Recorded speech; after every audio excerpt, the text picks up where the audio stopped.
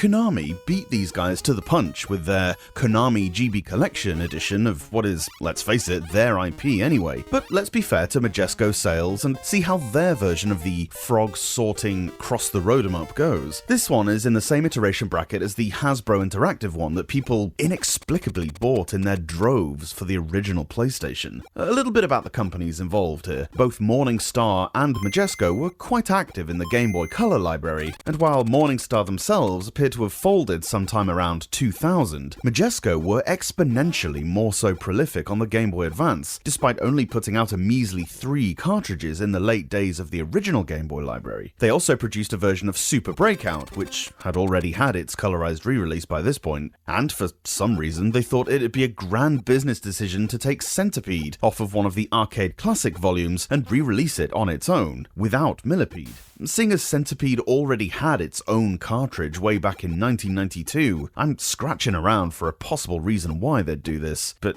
I got nothing. It's exactly the same piece of code too. Majesco didn't even have anything to do with it, as they didn't even exist when it was written. Anyway, seeing as how this isn't the best version of Frogger on the system, and seeing as how it's not a particularly interesting game to begin with, I'm not going to spend too much page space on this review. I'm sure everybody has played some form of Frogger or its million clones in the past, but if not, I'll give you a brief idea. You're a frog, or in fact several, who has to try and get across a terribly designed 5-lane highway, with traffic going opposite ways in alternating lanes for some reason, while trying to avoid cars, then trying to get across a 5-lane river with alternating moving platforms. Logs might be floating downstream, and a trio of turtles might be swimming up. The aim is to successfully get the frog into each of the 5 end goals at the other side of the river. I find it a little odd that the frog can't swim, but my brain instinctively tries to question the logic in these things, and I can't stop it. Anyway, the levels get progressively harder as you go through. There are more cars, alligators might try to eat you, sometimes the turtles dive underwater while you're riding them. There's no real ending, as was often the case with old school arcade titles like this. Majesco's Bull Frog is about as half as competent a version of Frogger as what Konami already gave us, which is about half as much again as what I expected. The sound is absolute turd burgers, and while the game is playable, it's way harder than the Konami version. The road part and the river part have been compressed onto a single screen now, making it quite a bit harder to see, and the cars seem to be a bit faster, the turtles sinking a little more frequently.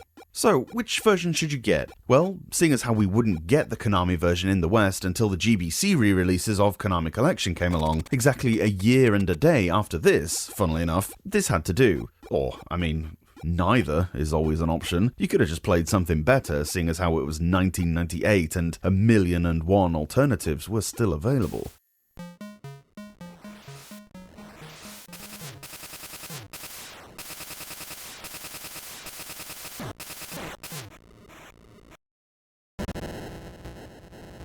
Another golden age horizontal shooter that's not Defender, they promise. Coming out 4 years after the 1980 arcade groundbreaker, Dropzone is set in the year 2085. Only a handful of people have survived the devastating robot wars. I thought it was a pretty fun show with relatively few human casualties, but whatever. In a final bid for human survival, the people of Earth unite to develop the ultimate transportation, a tachyon-propelled star cruiser. Somehow, that storyline links with the actual gameplay, don't ask me how. You control a lone jetpacked spaceman who patrols the surface of Io, one of the Galilean moons of Jupiter. You must defend a group of scientists from a marauding horde of highly intelligent aliens. You can fly left or right on a rapidly scrolling screen, which loops around. Fly in one direction for long enough and you'll end up where you started. The maps themselves are actually quite small, and it won't take you too long to loop around to the start. The goal is to save these scientists and return them to the base. The base is delineated by a couple of small buildings next to a helipad with a plus sign. The scientists will, of course, be wandering around on the ground level and will often be targeted by the aliens and captured. If you see this happening, it's your job to blast the aliens away and rescue them.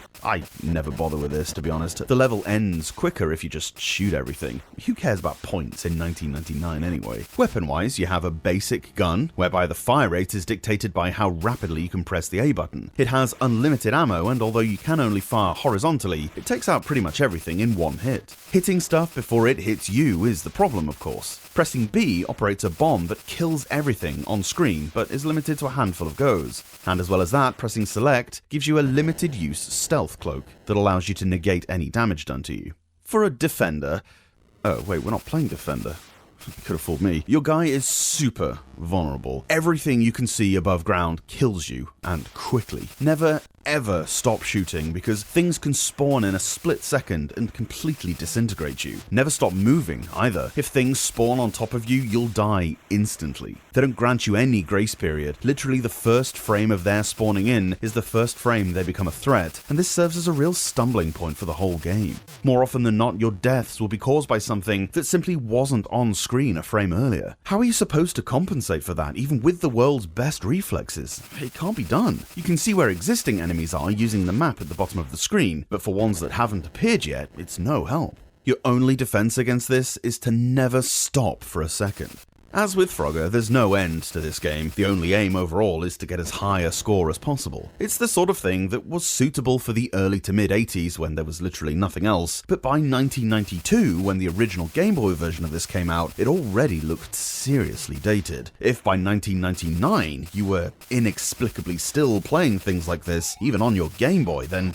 nothing I can say will convince you otherwise. If in whatever year this is, by now, you still have some weird nostalgia for this title, then go ahead and pick it up. Otherwise, I fear that without the rose-tinted glasses, Defender really doesn't have much appeal these days. Dropzone, I mean.